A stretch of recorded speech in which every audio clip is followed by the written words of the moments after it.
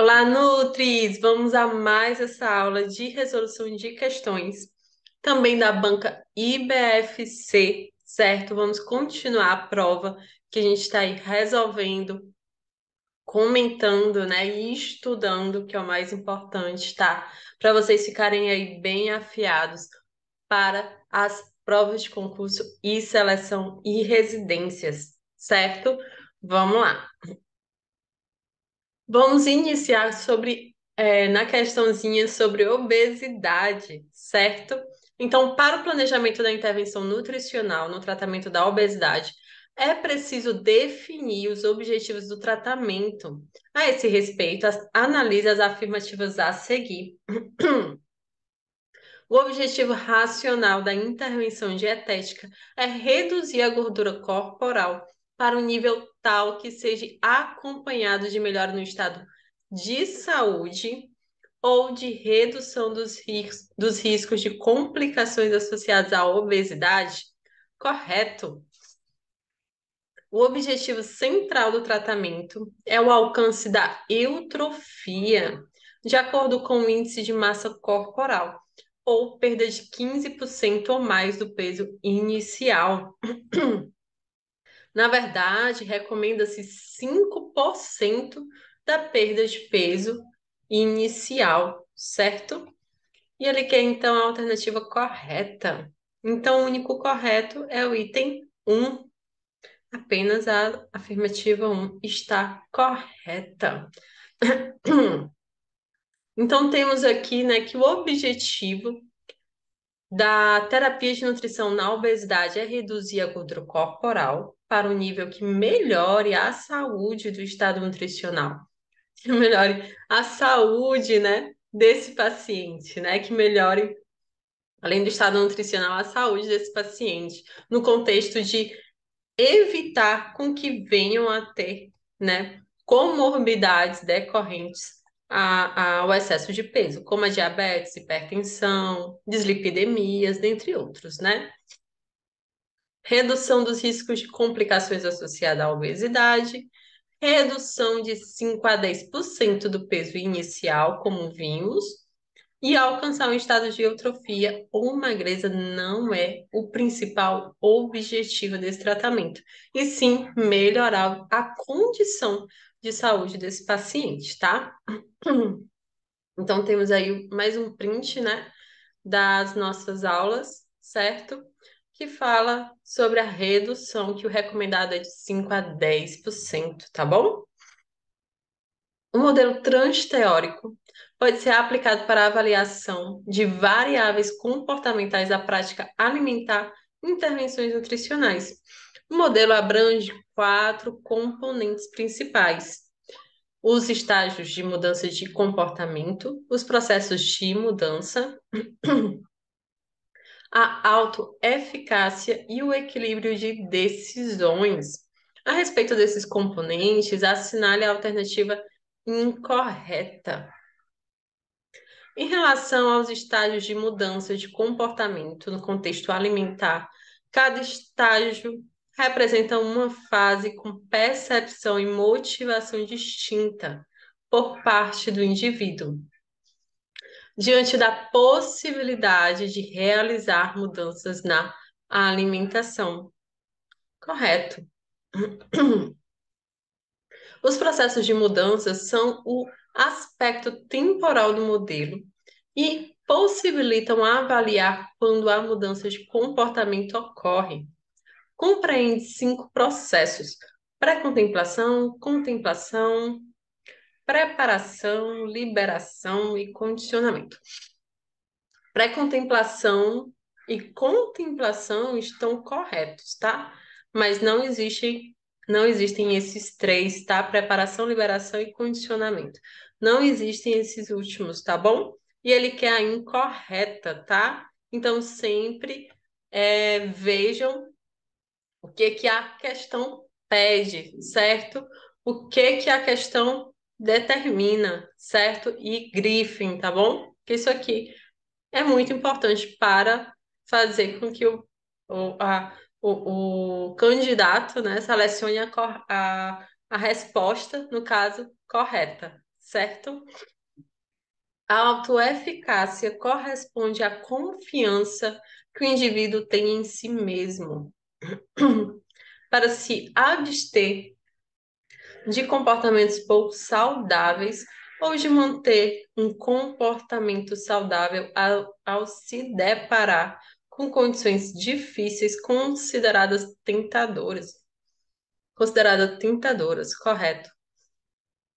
No equilíbrio das decisões, o indivíduo avalia os prós e os contras decorrentes da mudança de comportamento, sendo que ao longo dos estágios de mudança de comportamento são observados cada vez menos fatores contra impedimentos. Correto. Aqui temos, né, o modelo transteórico, certo? São 5 estágios: pré-contemplação, contemplação, decisão, quando aquele indivíduo já tem uma decisão de mudar, né, no caso, a alimentação, e já tem um período determinado, né, a partir de quando que ele vai mudar.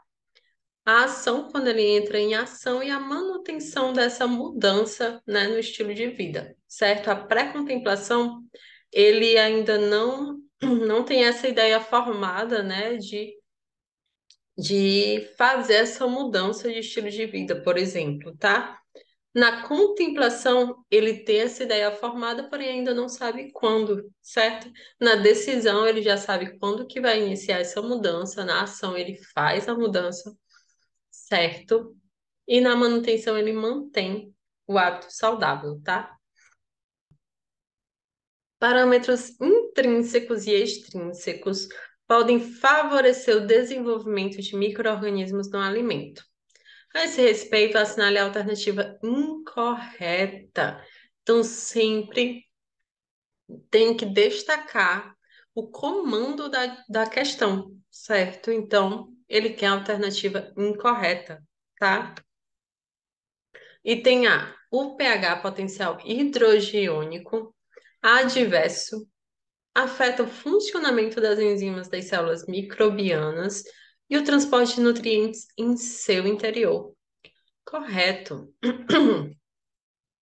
O pH ele vai afetar, né, o funcionamento dessas enzimas. Quanto mais ácido, mais complicado para os micro-organismos, né, se multiplicarem, tá? A redução da atividade aquosa abaixo de 70 impossibilita a multiplicação de micro-organismos e pode ser obtida pela adição de sal e açúcar do alimento. Isso aí, tá correto, tá? Tanto o sal quanto o açúcar vai reduzir a atividade de água, tá bom? E quanto menor a atividade de água, melhor, mais tempo esse produto vai ter de vida, né, na prateleira, certo? E quanto menor a atividade de água, menos proliferação de micro-organismos, tá?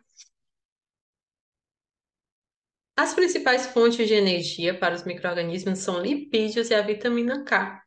Errado. As principais fontes são carboidratos e aminoácidos, tá bom? Item C é a incorreta. As bactérias variam em suas exigências de oxigênio, sendo o Clostridium botulinum um micro-organismo anaeróbio estrito. Correto. Já o Staphylococcus aureus, um anaeróbio facultativo. Correto. Aqui temos, né, os fatores intrínsecos, como a atividade de água, peguei das nossas aulas, tá bom? Fica aí para vocês, tá? Revisarem, tá certo? E aqui fala que o que reduz a atividade de água, além do sal e do açúcar, é a desidratação, logicamente, né? Vai reduzir a quantidade de água do alimento. E o congelamento, né? Que ele é bacteriostático, vai reduzir o tempo de multiplicação dos micro-organismos, certo? Hum. E ainda os fatores intrínsecos em relação à atividade de água. Então, a gente pode notar aqui que em torno de 0,7.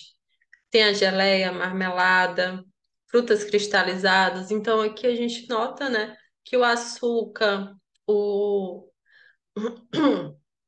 o ressecamento, né, reduz, então, a atividade de água, aumentando o tempo, né, de validade desse alimento, tá bom?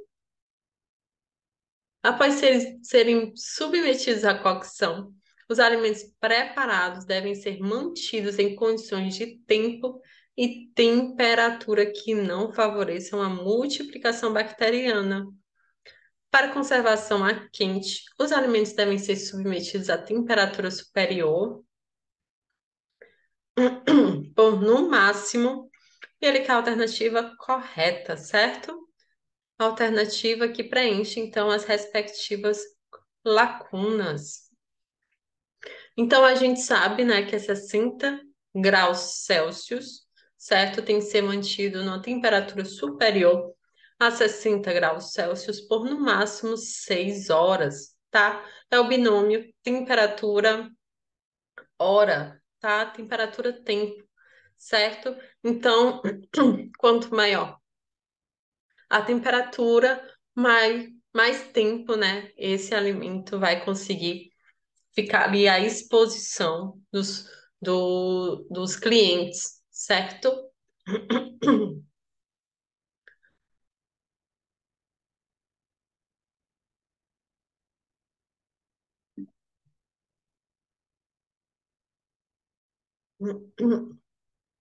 Aqui é 6 horas, tá? E aqui, mais uma vez, né, trouxe o print das nossas aulas, tá bom? Que lá a gente vê que o alimento tem que estar no mínimo a 60 graus Celsius, tá? Por no máximo de exposição de 6 horas. Abaixo de 60, no máximo 1 hora, tá? Então, quanto maior a temperatura, maior o tempo de exposição, certo? Na escolha e uso dos alimentos, deve-se atentar para características que indiquem que os mesmos se encontram próprios para consumo. Assinale a alternativa que apresenta características do ovo fresco próprio para consumo. Então, ele quer a alternativa correta, tá? Ao ser colocado contra a luz, percebe-se uma parte oca em seu interior.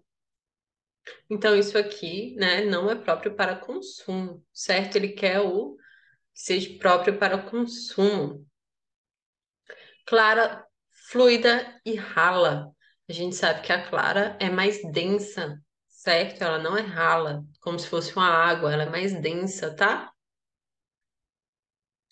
Quando colocado em um copo com água e sal, flutua. Na verdade, ele tende a ir para o fundo do copo, certo? Que aí quer dizer que ele não tem, né? Aquele ovo não vai ter ar dentro do ambiente interno, certo?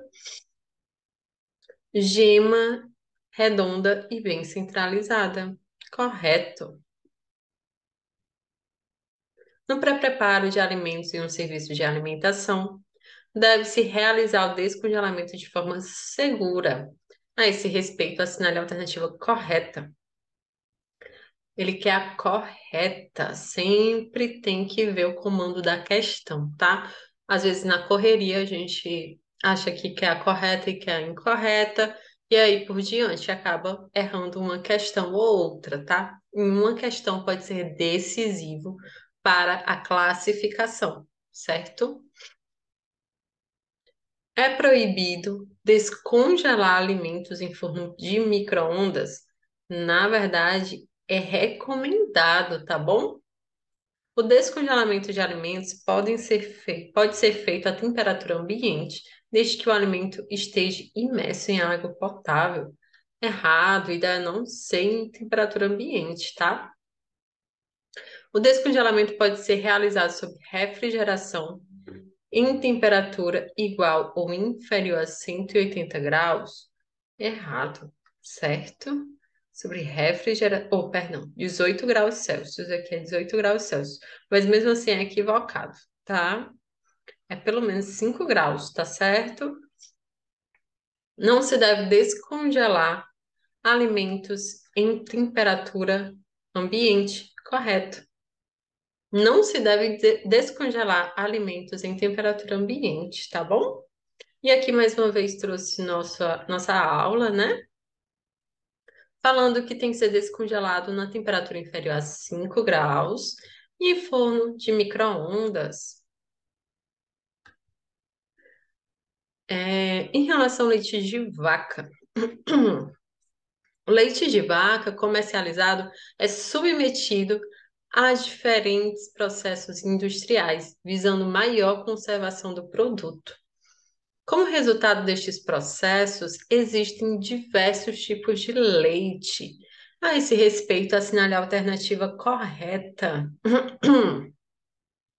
O leite pasteurizado tipo A apresenta baixa qualidade microbiológica, deve possuir no mínimo 3% de gordura e pode ter sido obtido por meio da ordenha manual.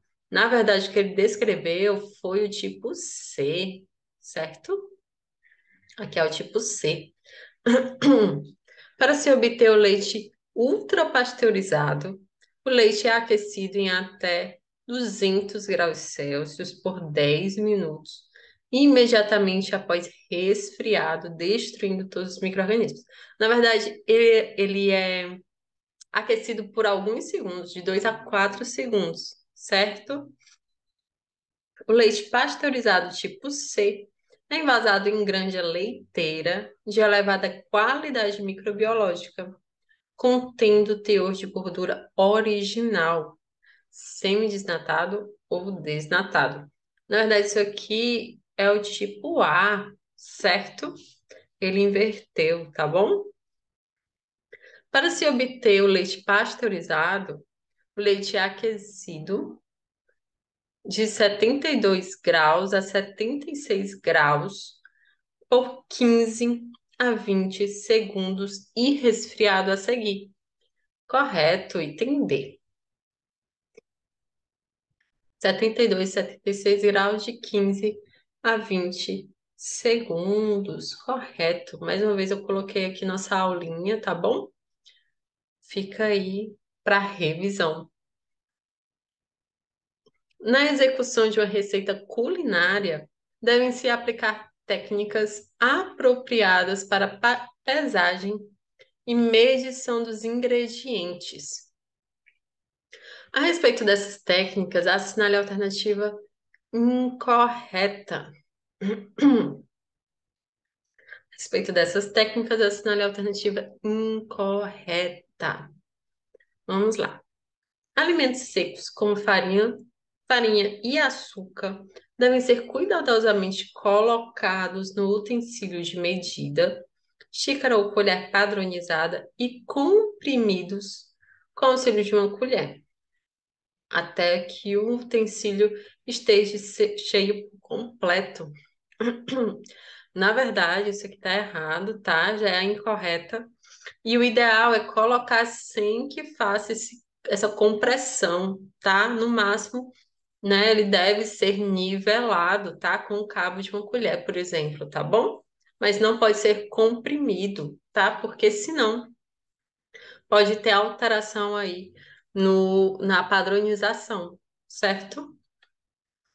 O líquido, quando dentro do medidor, forma um menisco na superfície. E a leitura do volume deve ser feita na superfície plana, com olhos no nível do menisco. Correto. Alimentos gordurosos, como margarina, devem ser pesados sempre em temperatura ambiente e devem ser pressionados a cada adição no utensílio medidor, a fim de acomodar o alimento e evitar a formação de bolhas de ar. Correto. Na medição de alimentos pastosos, como doce de leite, com o auxílio de colheres, devem-se atentar para que não haja aderência do alimento na parte externa da colher. E caso isso ocorra, deve-se retirar o excesso, né, com outro utensílio, no caso. Correto também. As leguminosas são grãos contidos em vagens, ricas em tecido fibroso, e para sua cocção podem ser empregados calor seco e calor úmido. A esse respeito, assinale a alternativa incorreta. O amendoim é a única leguminosa que pode ser submetida ao calor seco, pois possui característica muito particular, como alto teor de gordura. Isso aqui é correto, tá? Quanto maior o tempo de armazenamento, mais difícil a cocção do grão, por causa da maior perda de umidade. Sim, ele vai ficando, né, mais ressecado, tá? E aí vai dificultando, vai aumentando aí o tempo de cozimento. Lentilhas e ervilhas secas são menos tenras e levam mais tempo para cozinhar do que o grão de bico. Na verdade, elas são mais tenras, certo? Elas são mais tenras, por isso que demora mais o cozimento. Então, o incorreto é o item C. A quantidade de água necessária para entumescer o grão difere de acordo com a variedade da leguminosa, mas geralmente varia de 2 a 3 xícaras de chá de água para cada xícara de leguminosa, correto?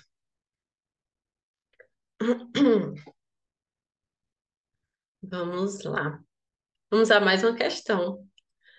Cada um dos ingredientes utilizados na preparação dos pães apresenta uma função específica. A esse respeito, assinale a alternativa incorreta.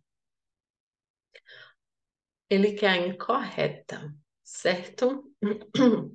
A função do fermento é provocar a fermentação, que irá produzir o gás carbônico, responsável pelo aumento do volume da massa. Isso é correto, certo?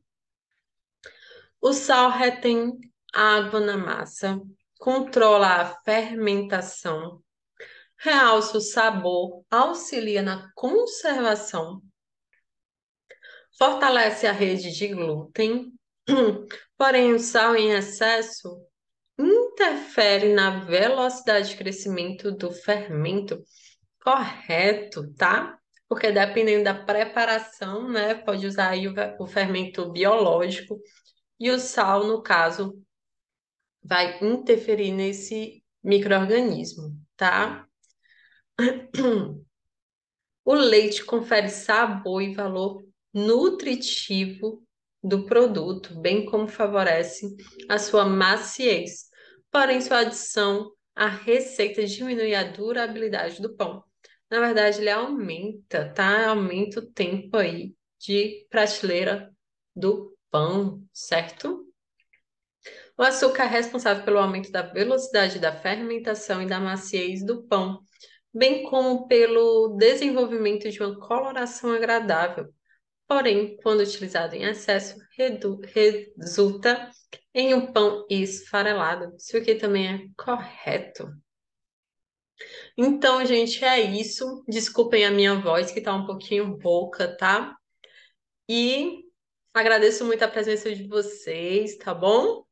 Deem aí um like no vídeo, se inscrevam no canal. Chegando a 100 likes, a gente coloca o PDF dessa aula lá nos grupos de WhatsApp do arroba foco.nutricão.concurso, que é lá no Instagram, certo?